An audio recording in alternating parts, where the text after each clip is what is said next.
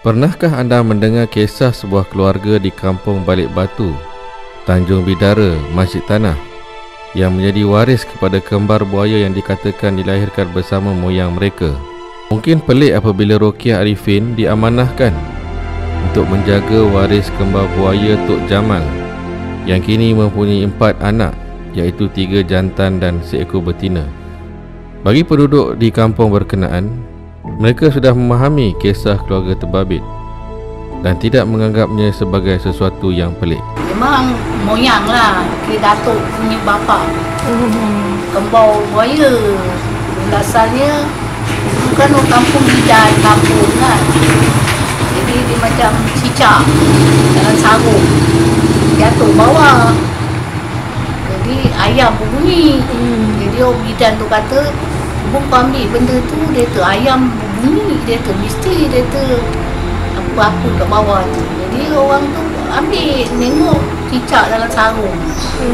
Jadi dia siap dengan sarung tu, lepas tu dia tengok cicak. Cicak dia simpan. Jadi mak dia sendiri dapat ilamat.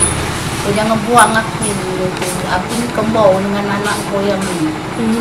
Dia tu kau simpan aku dalam pasu.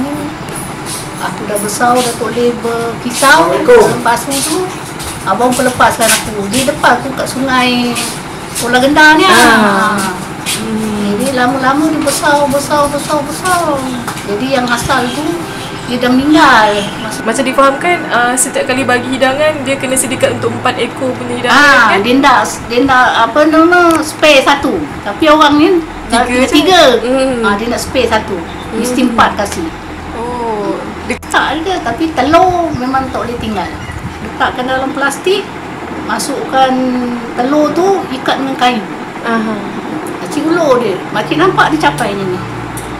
Dia capai ni. Tangan dia memang nampak. Dia capai dia ni. Biasanya dia akan muncul waktu bila? Dia kalau dia tak tentu, dia selalu kasih makan malam. Lepas maghrib, makcik kasih makan dekat situ. Situ kawasan dia lah, ni kawasan dia. Situ dia kasih makan. Kalau dia seru, namanya pakcik kau seru baru boleh. Orang lain seru tak boleh. Oh, dia nak mempunyai. Orang punya. Di sekitar kawasan situ. Kemudian lepas letak tu dia akan ambil sendirilah. Ambil sendiri, tapi kalau terlampau gambar dia tak timbul. Dia takut, orang takut. Kalau dia nak timbul tu tengok orang jugalah.